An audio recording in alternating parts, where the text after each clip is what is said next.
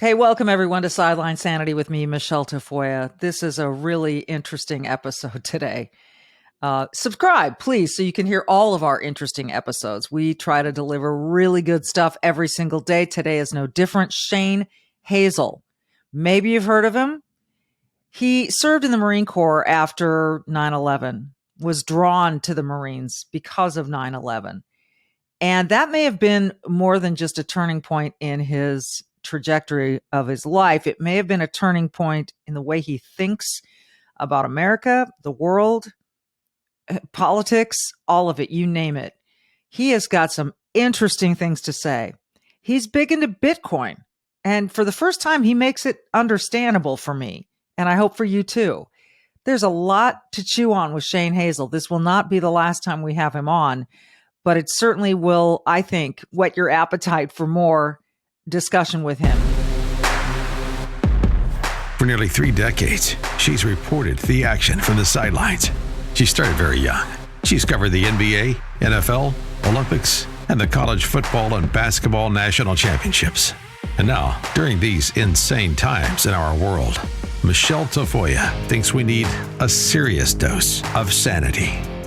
This is Sideline Sanity with your host, one of the sanest people on planet Earth, Michelle Tafoya.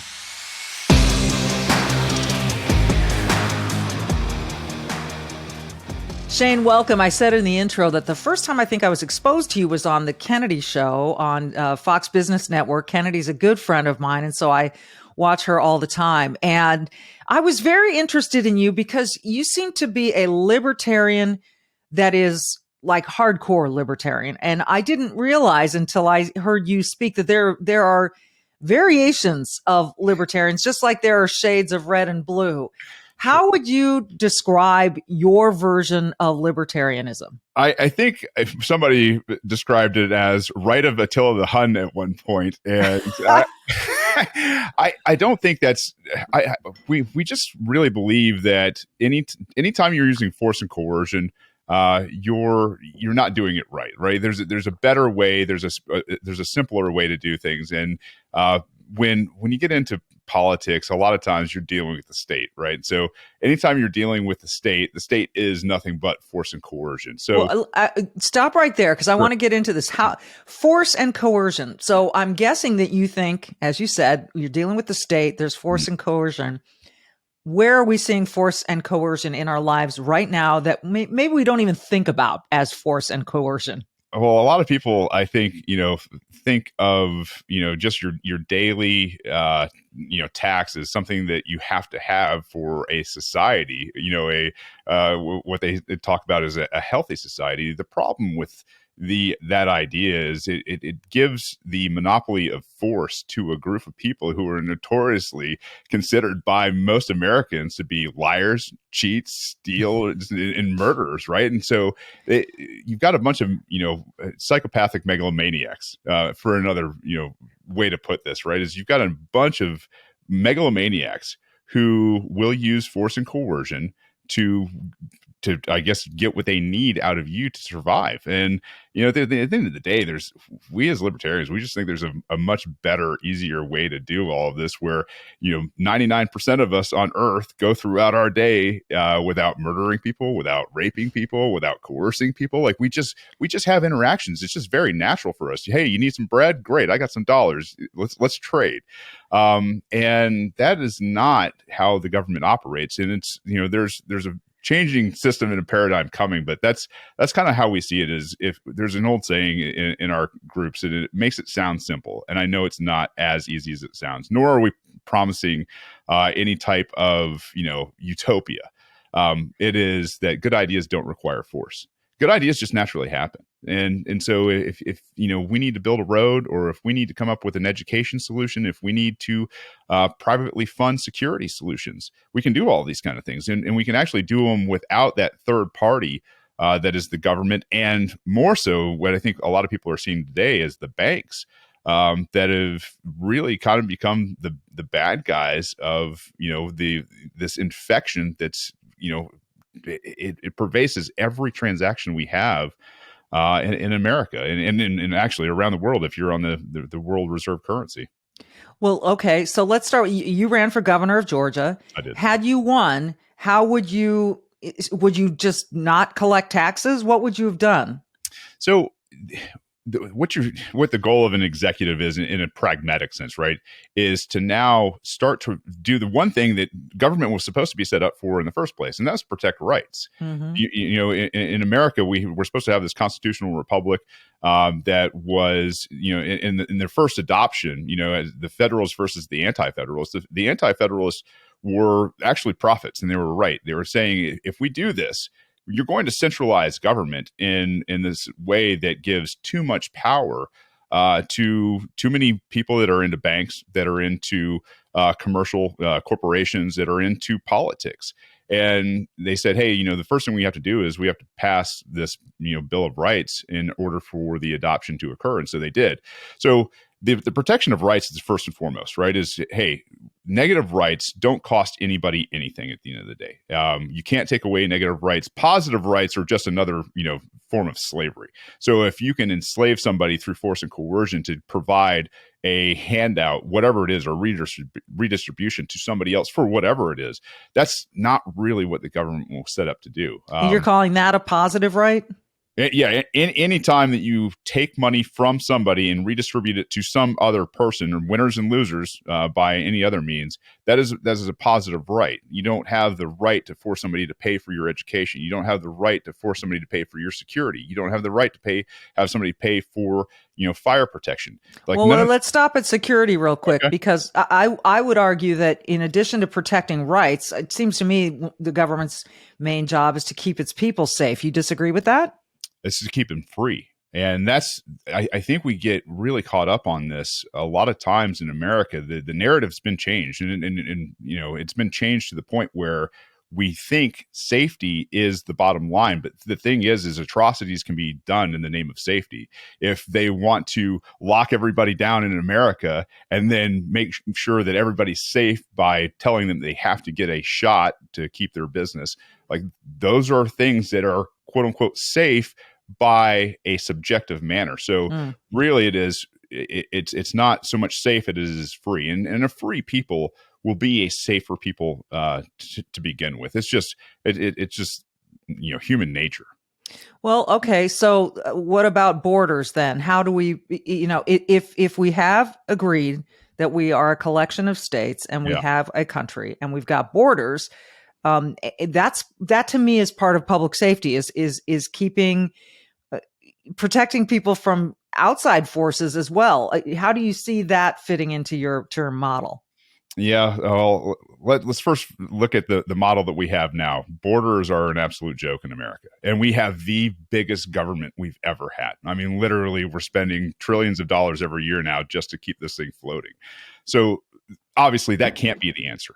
The answer lies in private property. The tragedy of the commons is an argument that is as old as America.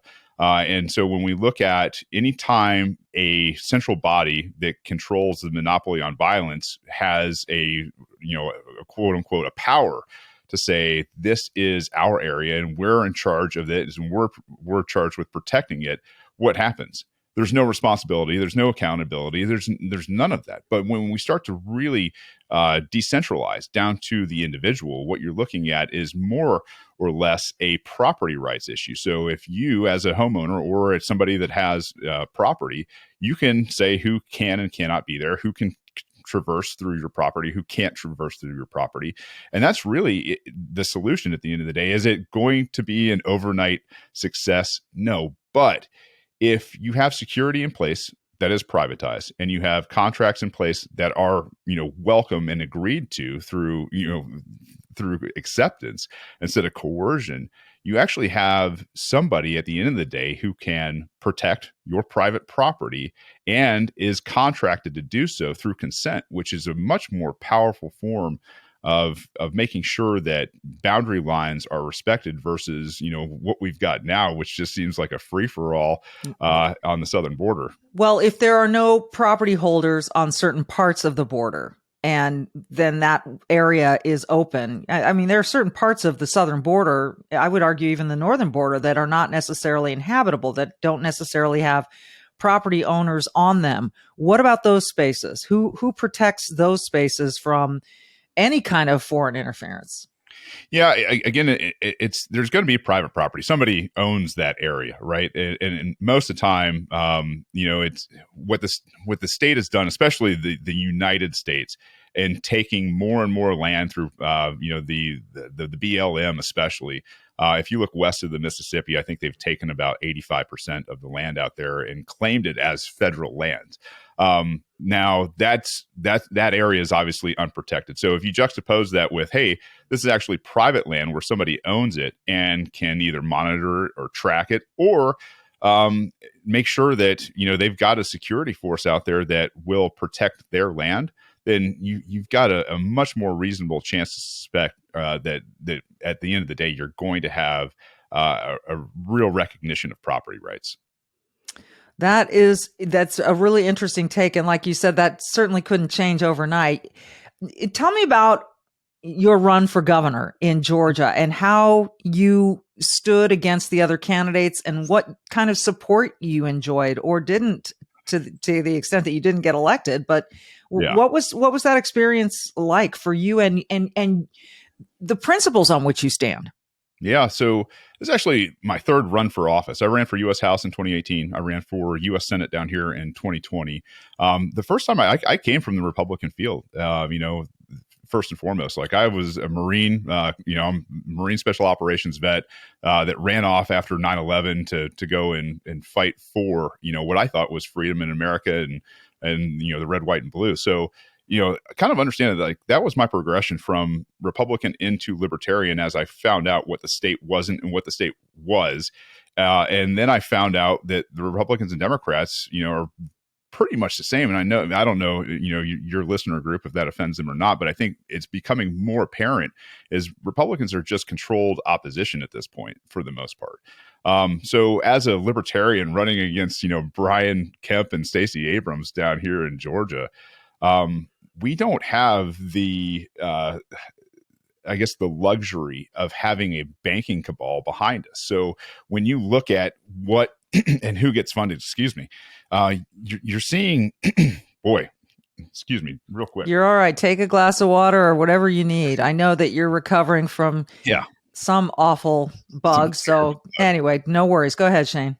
Yeah. So at the end of the day, when you look at people who will take votes for people that are putting in place these giant policies, they're going to get money from the people who are closest to the banks. So Republicans and Democrats who will further, a global agenda, who will further things like CBDCs, who will further, this idea of global climate change as caused by man, whatever it is that they need to push, universal health care.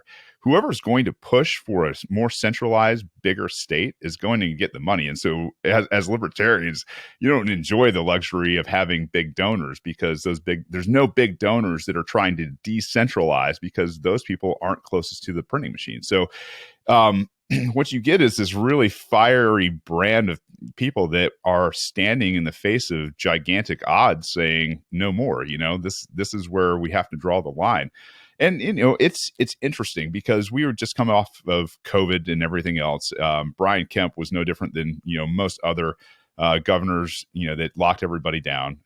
And, it was one of those moments that was seared into my brain at the time. I was like, we're not coming back from this. This is something that changes the very fabric of this nation. And so I decided at the time I was running against David Perdue and John Ossoff down here in the Senate. I was like, this is the next fight.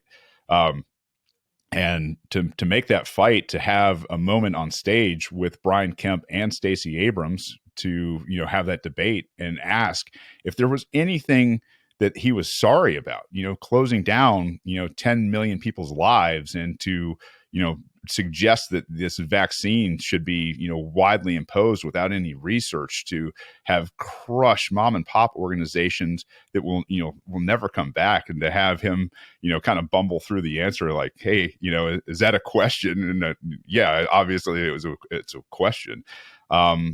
The hubris to display that to the people of Georgia and to anybody else that was watching, for him to say, we did what we had to do, and basically I can't say I'm sorry for any of it. And it was just that moment that I think, you wait for as a libertarian to have just an outstanding debate session with, these, people that I honestly, at this point, I just kind of consider them children.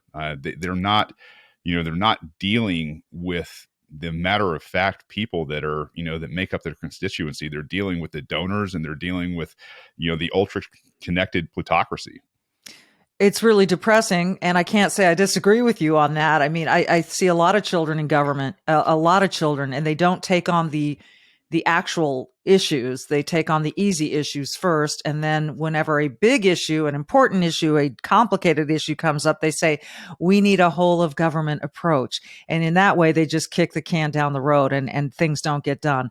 When we come back from this quick break, Shane, I want to ask you about that moment of 9/11 and you saying, I'm going to go defend, I'm going to go join the fight, and how then what you saw from there that, created this evolution of your thinking. I'm fascinated by this. More with Shane Hazel right after this. When you run into someone, they say, oh, wow, you look tired. And you're thinking, I'm not tired. Sometimes it's just a matter of your skincare. And I want to share with you my secret. It's called Genucel, Genucel. It's an antioxidant-based skincare program that is made and manufactured right here in the USA. Formulated by a pharmacist with quality ingredients, their products are sure to smooth out fine lines and wrinkles and prevent new ones from coming. And I am swearing by this stuff. One of my favorites is their deep firming serum with stem cell technology. Just a couple of drops. It goes a long way. And once you put it on a nice clean face, your skin just feels taut and toned and fresh. I use it after the deep sea cleanser, which I'm a big fan of. It's soap free and it feels fantastic. Right now, you can save over 70% off Genucel's most popular package just in time for the warm spring weather. It features Genucel's Ultra Retinol that contains a powerful retinol alternative safe on your skin in the summer sun, and Genucel's Dark Spot Corrector to reduce the appearance of dark marks and sunspots from those great summer days that you love spending outside, but you just don't like the side effects. Plus, you'll still get Genucel's classic under eye bags therapy. This stuff is magic for those annoying under eye bags and puffiness. And with the immediate effects, you'll see results in as little as 12 hours guaranteed, or you get your money back. How about that? Don't wait. Visit Genucel.com/Michelle to save over 70% off their most popular package. Plus, every order subscription includes a luxury gift box with 2 free springtime essentials. That's 2 free gifts plus free concierge shipping for a limited time. So go to Genucel.com/Michelle. Again, it's GENUCEL.com/Michelle with 1 L, MICHELE. Get there now. Shane, 9/11 is seared into my mind as much as anybody's. I think the people of New York probably have a much different experience than any of us who were not right there, but it changed me dramatically. I want to know where you were when it was going on. Yeah, I was working my overnight job, putting myself through college at Home Depot, and so I was stocking shelves, and we'd heard that a plane had hit, somewhere in the early morning. And I was thinking, it was probably a Cessna or, something, Yeah. I didn't know, and, kept stocking shelves. And then I heard the report that a second plane had hit. And I was like, well, at this point, is it a real prop plane or is this a jet airliner? And I think in the back of my mind, I knew, I was like, we're under attack. I took the rest of the afternoon off. We kind of went and got what's called lunch at, breakfast time. And my crew was like, yeah, this is going to change everything. So a couple of days later, I was in the Marine Corps recruiting office, and, I was 21 years old. I was about to go into my last year of college. And Hey, hang on. What were you studying and where? I was out at West Georgia University, and I was studying political science and international affairs. So you did have sort of a mind for this whole political landscape to begin with. Yeah, it was something that always intrigued me. I grew up with Neil Bortz down here in Atlanta, so somewhat of a libertarian mind for that matter. And once it happened, like I said, within days, I was in the recruiting office. A month later, November 2001, I was in Recruit Depot, Paris Island, and going through training. And I excelled as a Marine. Like, it was one of those things I was, put in the guide position from day one. Went over to Special Forces, which at the time was what was called Force Reconnaissance. And so I got into the teams over there. We did the initial invasion in 2003. Opened my eyes to some things, but it was over very quickly for us. We got turned around within a few months, and my platoon was put back out on what's called a Marine Expeditionary Unit after a small workup. So we were only in country for about 3 months the first time. The second time we went back, we were there for about a year, and that was 2004, 2005 time period. So we went through the Battle of Najaf. We went through the Battle of Fallujah Part 2.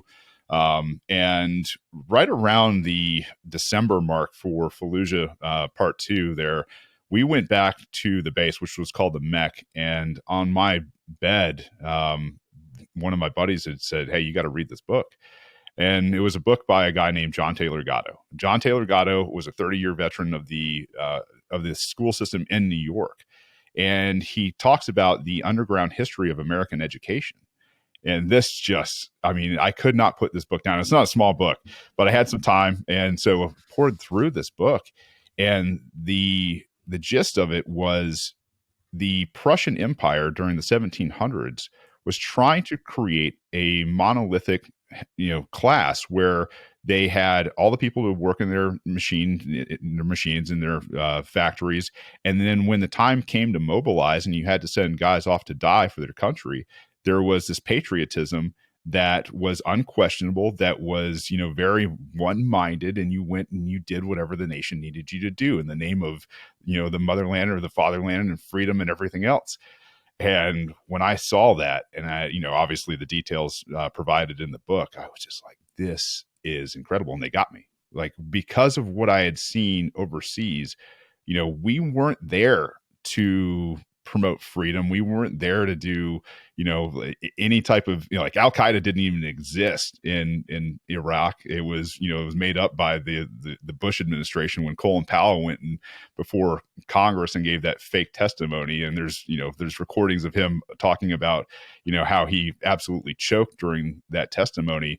And it was built on lies. And so when I kind of figured out, what had happened and how I had got there and seen what I had seen, and especially in the Battle of Najaf, which the Battle of Najaf, I think, is probably key to this point, is when we were in Najaf and we were about to level this place called the Imam Ali Shrine. It was the second holiest site in all of Islam. And honestly, we thought we were there to help the Shiites at the time. Unfortunately, we were fighting Muqtada al-Sadr's Mahdi militia, who was a Shiite cleric. And we were like, I don't know, must be a bad Shiite or something like that who's betrayed his people. But turns out we had them surrounded in this Imam Ali Shrine, and Muqtada al-Sadr and the Grand Ayatollah Sistani, along with some DC power brokers, made this peace deal without our knowing. And we had to watch every one of those guys walk out of this Imam Ali Shrine after Marines had been embattled and died and lost limbs and everything else. And I was just like, what are we doing here? Like, what is this? And that was kind of the thing that just planted the seed where I was like, I've got to get down to So why do you think you were there? Why do you think you were there? If it was not to help, or it was not in the name of freedom, what was it in the name of? It's what they call American interest, which is a really fancy way of saying the banks, the corporations, and the elite politicians, in terms of these guys making sure that they have all the money that they could ever need to live amazing lives. And that was it. The name of the petrodollar, which is obviously crashing before us now as BRICS, begins to stand up. You've got this cabal of people that is all, it doesn't have to be a conspiracy. And George Carlin said this beautifully. He said, you don't need a conspiracy when you have overlapping interests. When you have overlapping interests of the military industrial complex, when you have overlapping interests of the banks, when you have that need the petrodollar to back it up, and then you have the politicians who are funded by these giant organizations and money, it makes perfect sense. And that's who we were there for. We were there for those people in those industries, in those banking cabals, and in the elite power structure here in America. That's what it all boiled down to. Well, that's a little terrifying. And you know, I can't say that I've heard it put quite this way before I've spoken to you. And so this is the way that you see it, and you certainly had more exposure to it than I have. Before I let you go, then let me ask you about the fear that I guess most of Washington, D.C. feels toward Donald Trump. Yeah. And it almost, from time to time, it seems to me they're just afraid of an outsider who is powerful enough to turn the place upside down and expose a lot of this. But then again, there are other reasons to not like Donald Trump. What do you make of what's going on with him right now and how he fits into this whole big picture you're describing? I imagine this may be a first for a lot of people to hear. I think Trump is part of it. I don't think you become a billionaire without being part of the system. And I will say that as a guy that looks at this fairly objectively. Like, Biden wasn't my guy. Trump was not my guy.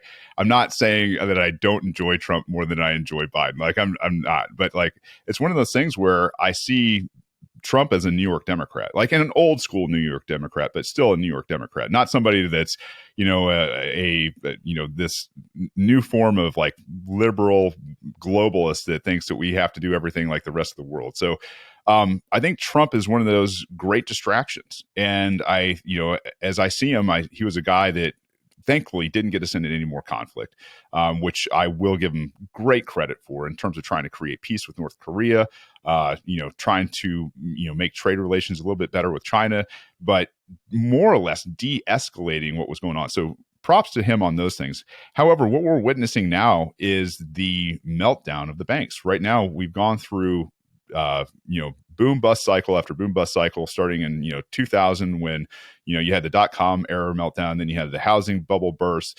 2019 was actually the next bubble that was about to pop, and they blamed it on COVID. And now you've got the quantitative easing into infinity that's going on, and the dollar is no longer going to be the world reserve currency because of the BRICS organization: Brazil, Russia, China, India, Saudi Arabia, Iran, all these organizations that are out there saying, yeah, we're going to ditch the dollar. I think this is one of the great distractions from what is actually happening.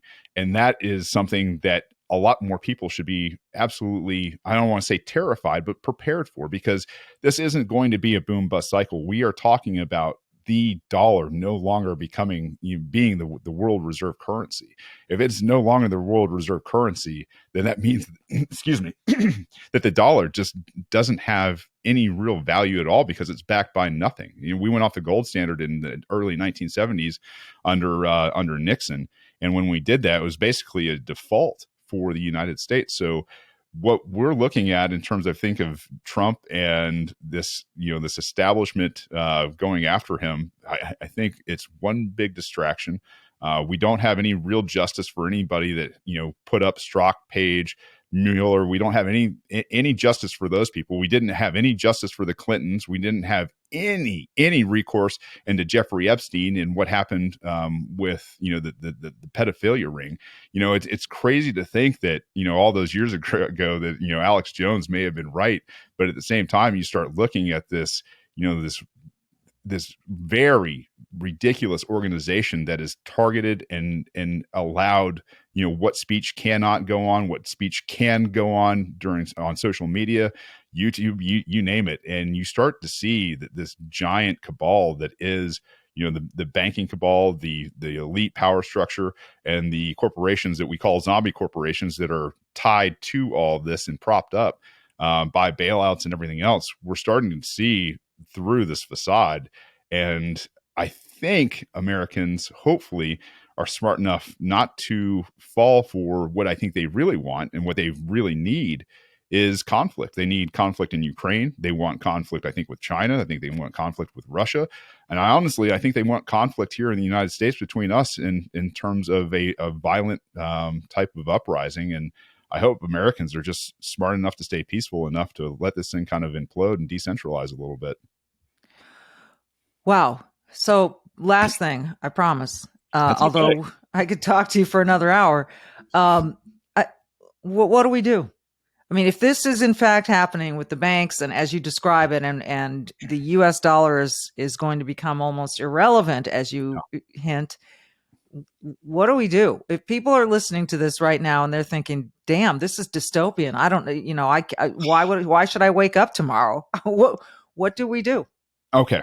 And this might be another hour conversation. I say this from a guy that I don't want to be right about any of this kind of stuff. It's not, I hope to be proved wrong at some point. What you should be doing right now, I hope you are away from population centers. Like high density population centers are going to be the worst hit. If you've got a place you can get to, if you can raise chickens, and I mean this very seriously, if you can raise some chickens for you and your family to make sure that you've got a meal on the table, probably a really good thing. It's something to trade with and take care of your local community. A very good thing to do. The other thing that you should probably have on hand is some silver and some lead. Some people say gold. I have this old saying, like, I think people get killed over gold. I think silver is tradable. And then obviously some defense in terms of, if you know how to use weapons, you should probably make sure that those things are ready to go just in case. And I'm not saying that I want any of this. I want peace more than anything. I've seen enough blood in my life.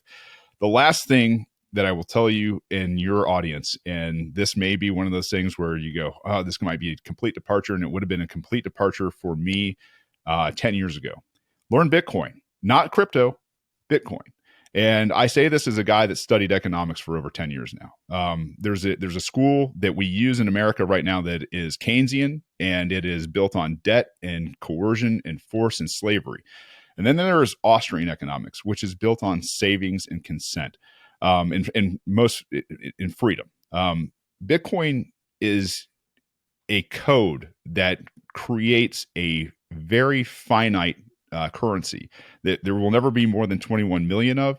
It is something that people cannot take through force and coercion. It is a new communications protocol that breeds consent between each other. And one of the things that I tell people is this is a code that is codified love, because what it does is it creates a barrier to where you have to love your fellow human being enough just to leave them alone. That's it.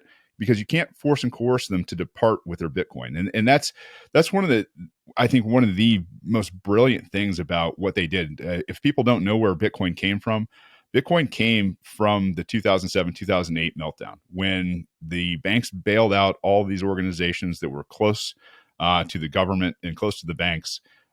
These cypherpunks got together and said, we have to create a way that is digitally native, that this can never, ever happen again, where they can never steal our wealth ever again. What you're seeing right now. And when that happened, they created this finite supply of 21 million, and there's 100 million Satoshis for every 21 million. But when you look at what Bitcoin is in terms of the first digitally native scarce item that's ever been created, it is now decoupled from the S&P. It is decoupled from the stock market. It is decoupled from the dollar. And as the dollar and banks and the markets, whether they're foreign exchanges or the domestic exchanges, what you're seeing is a lot of these crash and burn because they're built on fiat money, which is backed by nothing. And it's going to crash even harder now that it's not going to be pegged to the petrodollar. So if there's something that you need to learn, and I say learn it because with knowledge comes conviction. You don't care what the price is on any given day. 10 years from now, you could be looking at a single Bitcoin that is worth $1 to $2 million. And that is a preservation of wealth in a deflationary currency that the banks, the political elite, and the zombie corporations don't want you to have any part of. Wow.